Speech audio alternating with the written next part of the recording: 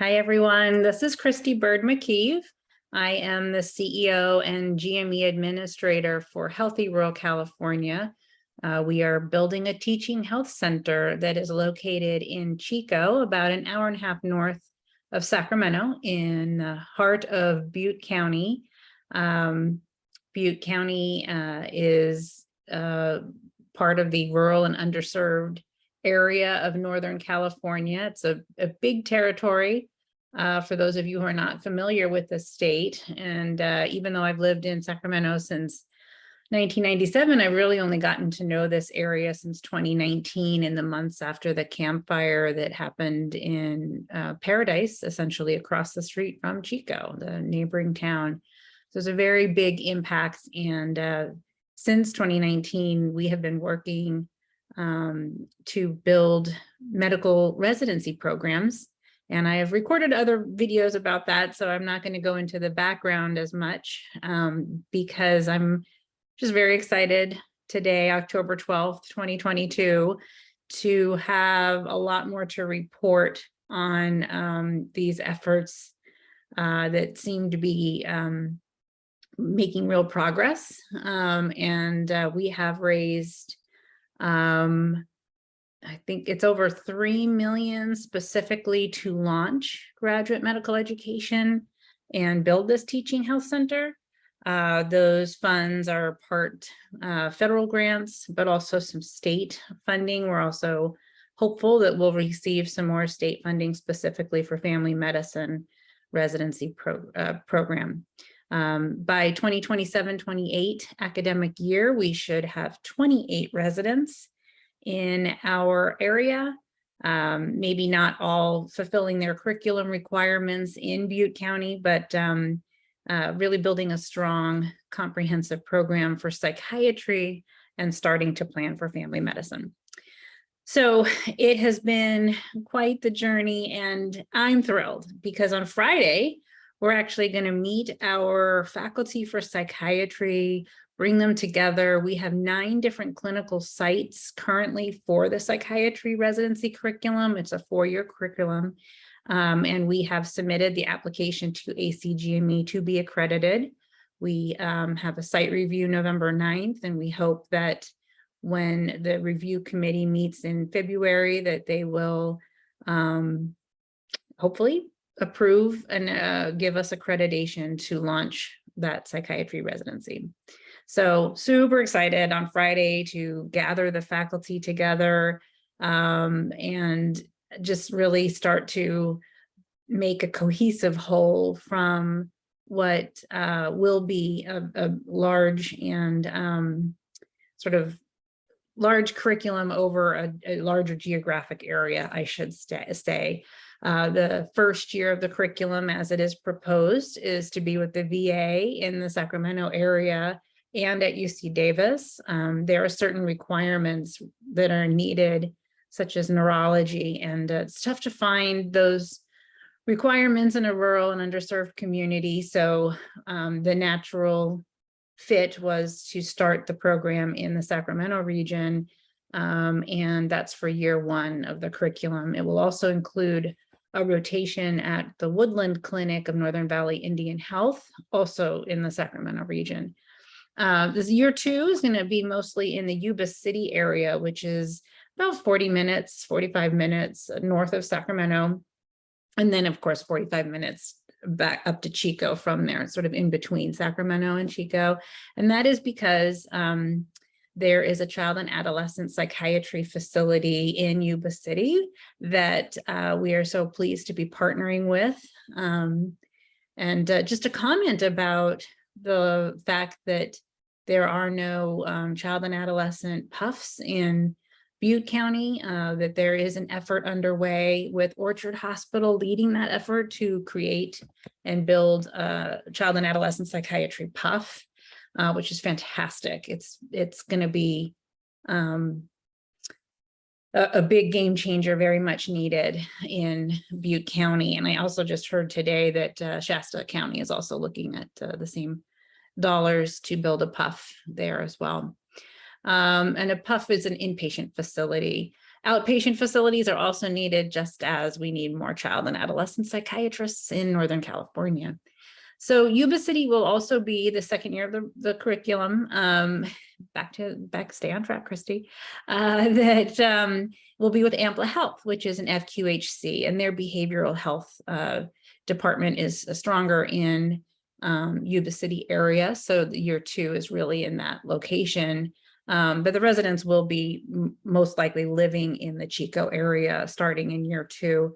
And then year 3, of course, is going to be with Butte County Behavioral Health and Therapeutic Solutions. Or both of those are our long-term clinical longitudinal rotations. And also with the VA and Chico for addiction medicine. Year 4 is electives. Those are starting to be defined. They do not need to be defined for the application to ACGME, but we have some really good partnerships that are starting, and those include the Paradise Alliance Resource Center. They have a brand new building, met their team a couple of weeks ago.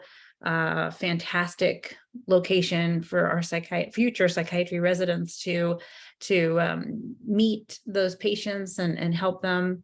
The curriculum will have a lot of trauma-informed care throughout, and it's very much needed in the community due to the, 6 disasters in 5 years, including the pandemic, but essentially starting with the Oroville Spillway Dam situation, then followed closely by the Camp Fire, which was really, really disruptive. So trauma-informed care, we're looking at other ways to strengthen the curriculum, potentially with different target populations, tribal health, the Hmong community that's prevalent in Oroville. So really, really great stuff planning. And we hope that when we get accredited, fingers crossed, it will be in March 2023, we can start recruiting and then have applications open and available for the match day process, which starts September 15th, 2023, and then have the match day in March 2024, and those first residents starting in the program. And we will do a sort of a week-long camp orientation, whatever you want to call it, not camping, but some sort of gathering before they start their program, probably on July 1st, 2024. Still working on those details. So big things happening for the psychiatry residency, and super thrilling to meet the faculty on Friday and just have everybody get together and meet one another. I just described this 4-year curriculum where the residents are going to be in multiple different locations, even different facilities like within the VA and within Northern Valley Indian Health, or, so just bringing everybody together, super excited about that. And then a portion of the faculty will be participating in the site review, which will be November 9th. And that gives the sort of final check off that what we said in our application is truly what we're capable of doing, so that ACGME can provide accreditation. It's a very necessary step in that process. It was a 216-page application. It was submitted officially on August 30th. It was definitely a team effort.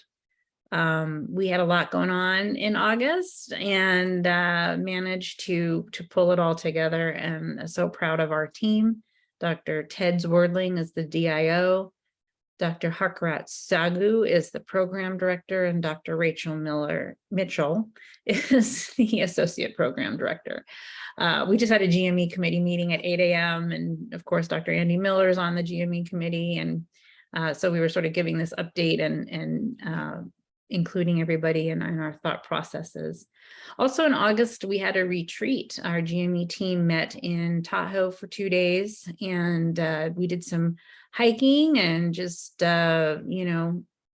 some folks brought their families. And so we had some time at Donner Lake. But the essence of that retreat was really important. We needed to remove ourselves from the day-to-day operations of all that we do, not just the GME efforts that we're working on, and sit down and talk about family medicine. We got a grant from HRSA that went into effect August 1st.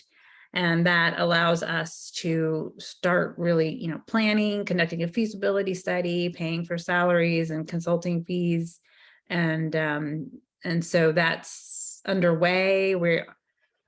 Big announcement. We are recruiting for the family medicine program director position. And if there's anyone interested in applying, it's actually a part-time sort of consulting position through the time that we submit the application and get accredited and start recruiting for the residents. And then it goes into a 0.5 FTE. So the projected date of June 1st, 2025, when the residents would be starting into the first year of their program.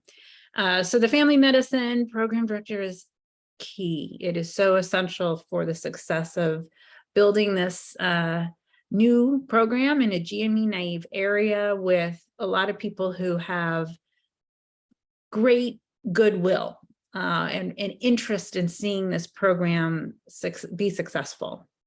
The need to recruit more family medicine docs to the region is, hands down needed. There's no one questioning that at all.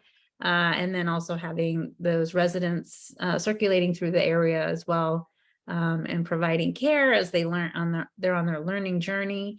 It's a win-win for the community for sure. So having that program director really lead us through building the program, setting all of our program partners. Many, frankly, of our partners are already sort of, giving us the verbal agreement based on all the work with the psychiatry residency. So it's not actually asking a program director to start from scratch. We've built a great foundation to take that leadership role and bring us into the building of the program. I also want to make a comment that Healthy Rural California is recruiting for what I've said is a controller position. And for the here and the now, the next 2 years, it could very well be a controller position. And if you have, a business sense, you would know that that's somebody who's in the finance team, who really has federal grant experience, the ability to understand sort of healthcare reimbursement rates as well, because that is a model that we are looking at for the GME work. Healthy Rural California has just grown really quickly. We received IRS approval in January 2020 and have now raised more than $5 million in grant funding. And when we just look at the GME work that we're projecting with these 28 residents, in just a few years, that will be $5 million a year, roughly, give or take a little bit. But, when you're looking at a $5 million a year operation, it's no small, change. And so I really want to recruit a key partner who's going to help us grow into that space. So I'm also, you might see the title on our careers, job search page, on healthyruralcalifornia.org. But I'm taking this moment to articulate that I really need a partner for finance and administration. So I just described the growth now that we know what we're doing with building this teaching health center and having that clearer vision of what it will be and the finances and the different funding streams, and just having federal grants, period, is just a lot of work, and making sure that we're not, overlapping where the funds are coming from, and being really clear on setting up our infrastructure for success and proper stewardship of grant funds. A lot of good work has been put into place, and we just need that really key person that's going to pivot with us into this bigger effort that's underway. So one could say it's a controller position that could quickly move into chief financial officer. I am working with a recruiter who's been advising me that perhaps I should be looking to hire a CFO like now, who's, stepping in, it can bring that wisdom and years of experience into the position. I'm amenable. I'm open to it. I can see clearly that we would need both that leadership position that's a partner in leading Healthy Rural California with me, and the board and the GME committee, of course, which is the academic arm of our graduate medical education work, and who would probably be needing to hire fairly quickly the bookkeeping end of things. Because in addition to just the work that I described, we are also adopting small nonprofits. And the model that I'm looking to restructure too would be that Healthy Rural California has this excellent finance team, and then Butte-Glenn Medical Society and North Valley Medical Association would then have support from that finance team. It would just be a fraction of their time, but it's a skill that these small medical societies and other small nonprofits that we may adopt just don't have the resources to, pay for a separate salary for somebody to do the bookkeeping and making sure the bills are paid and invoices are sent. We're doing a lot at Butte-Glenn Medical Society, and we'll be doing this for North Valley Medical Association in Reading as well, where we're driving non-dues revenue. And non-dues revenue is a lot of work. Gotta say it. You have, not just a member paying dues once a year and having to do a bunch of events with the doctors, which is what medical societies focus on. But indeed, we have all these other partners who are paying for an ad in our magazine or a, sponsorship of an event. And so the invoice, their payment mechanisms are all different. And somebody, really keeping an eye on that is a lot of work. And so I'm hopeful that the Healthy Rural California finance team will be able to provide the resources that these small medical societies would need. They're 501c6s, so they don't get to merge with the 501c3 of Healthy Rural California, but there are ways to do managerial services agreements so that, the support is there and the expertise of educated, experienced finance people can provide to all. So that's the model that we're looking to move toward. If you have a passion for helping the communities in Northern California, especially, you can understand the need to bring more doctors to the area, address access to care, recruit and retrain recruit and retain doctors in the area. That's not all that Healthy Rural California will be doing. We're much also into the public health space and providing grant support for coalitions that are doing good work, but don't have a sort of structure for themselves to go after those grant monies, and then do the fiscal management for them. If you have a passion for helping people be healthy, but you also have the expertise of finance, grants, all that is, you would be a great candidate for working at Healthy Rural California. The team, Rachel Sanchez is now the Director of Community Health for Healthy Rural California. So she's really going to be that grants program manager, project manager, doing all the reporting, and a fantastic partner for the finance team that we build in the future. So all sorts of stuff going on. I feel that 2021 has been an incredibly pivotal year. 2022, even in 2021, there were just so many questions, would we be accredited as a sponsoring institution by ACGME to even develop, graduate medical education programs? And so that was answered in October of 2021. And, some of those grants that are pivotal for the work that we're doing and helping us pay for office space or, pay salaries, those came through as well. And so lots of votes of confidence for the work that we're doing. So 2022 has just been This is happening. So, you know, whether we achieve accreditation for the psychiatry residency in 2023 or not, that makes me sad to think about. I know that we're on a really good path, and it may be another year before accreditation is achieved.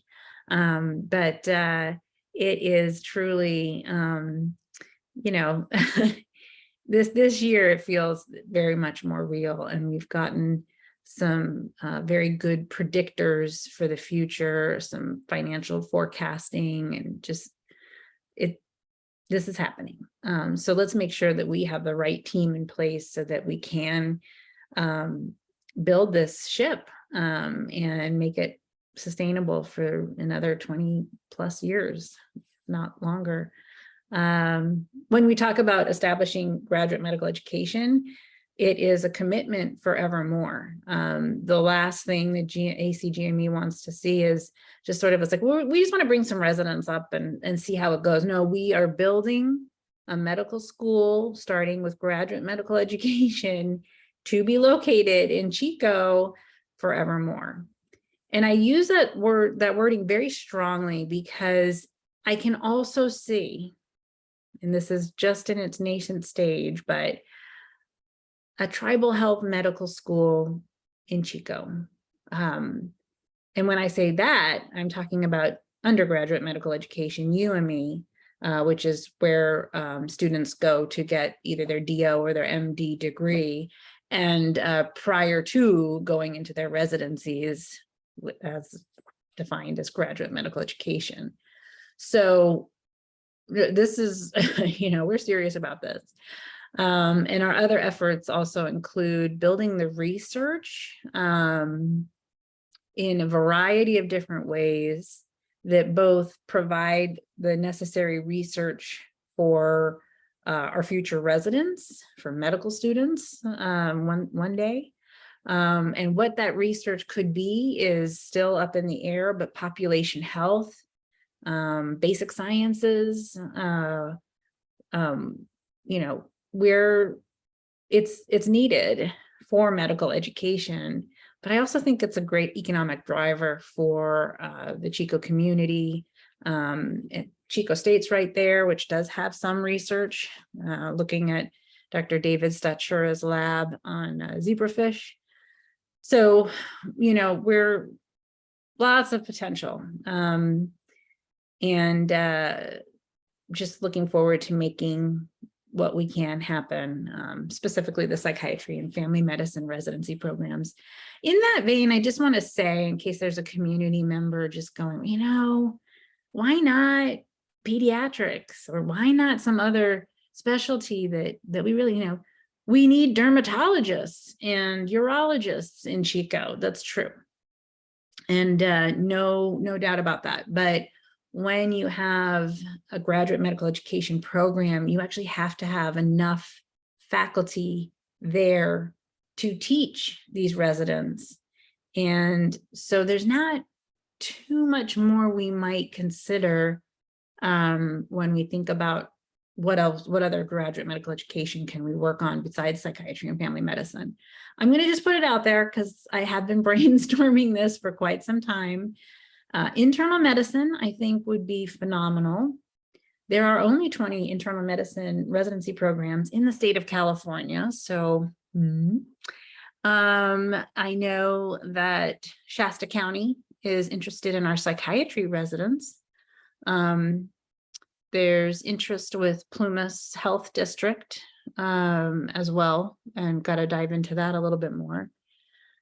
In addition, there's the fellowships, or certificates that could be interwoven into any of these residency programs. There's wilderness medicine, and that is actually happening in the CME space through Plumas Health District. Recently met some of the doctors there. And that seems to be very intriguing. When I say wilderness medicine, GME, that'd be so cool, like a fellowship. The doctors are really stoked about that. So that is definitely a possibility. We could do sort of a certificate with Chico State on public health, population health. there's lots of different ways to look at those smaller, what I would say a smaller curriculum, because it's 1 year fellowship that is either done in when a resident is already there for psychiatry or family medicine, or if it's internal medicine that we happen to build. I have been told very clearly there is not enough faculty to teach pediatricians. So there's not that much more GME that could be held in the Butte County area, but you know, any ideas for the future, you know, Healthy Rural California as a teaching health center can help make those possible. So that's very exciting. Okay, so I think I gave my update. Super excited to see the psychiatry faculty on Friday. And we ordered our first swag. That's always exciting. And we're going to give them to the faculty, but also anything left over, of course, will be helpful for recruiting the residents to the area, just getting our name out there and starting to generate some excitement as we hopefully move into recruitment next March, which is just a few more months away. A great time to come and just celebrate with us will be Wednesday, December 14th. In the evening, we'll be at Butte Creek Country Club. The Sun Followers are going to perform. I love them, and they've been so gracious with us in the past, just singing some music during the pandemic to boost the spirits of our doctors. And so super excited to have them perform on December 14th and just keep our event lively and feel good atmosphere. December 14th, we have some virtual brand rounds scheduled, always the fourth Thursdays of each month, except of course November, because that would be Thanksgiving. And then we skip December just because December is December. Who wants to do virtual grand rounds in December? We are looking to expand our reach with virtual grand rounds, whether they're separate North Valley Medical Association and Reading specific grand rounds, or we just kind of adopt the whole region. They're virtual, so anybody can join.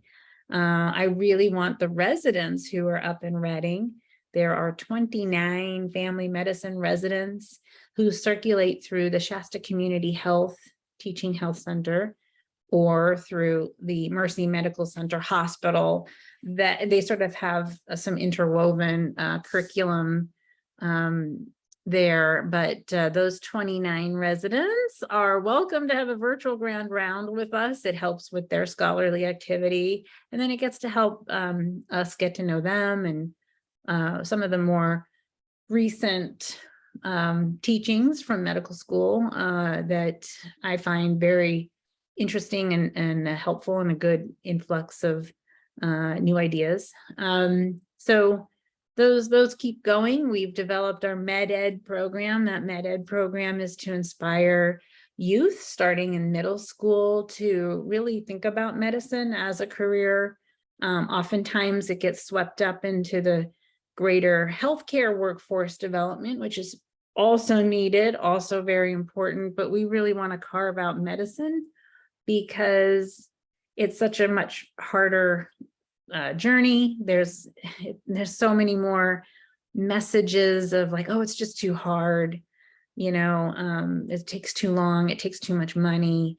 But truly, there are resources, there are tons of ways to help students on their journey to become a doctor. And if you have those inclinations and strengths in your academics, we want to be there to support you, whether you come from Modoc County or Siskiyou County up in the very far north of the region, or Butte-Glenn County. We want to make sure that the med ed program is there. And so it looks like on the 19th, we're going to have a Q&A with Dr. Aldebra Schroll. Other physicians are welcome to join. We'll be at our offices in Chico and just, stop by and have some office hours with a doctor and our team to talk about a career in medicine. So much going on, but I'm going to wrap up so that this video doesn't go on too long, and just share that good news with everybody about the progress of the psychiatry residency and then our needs for hiring for Healthy Rural California. All right, you all take care. Thanks.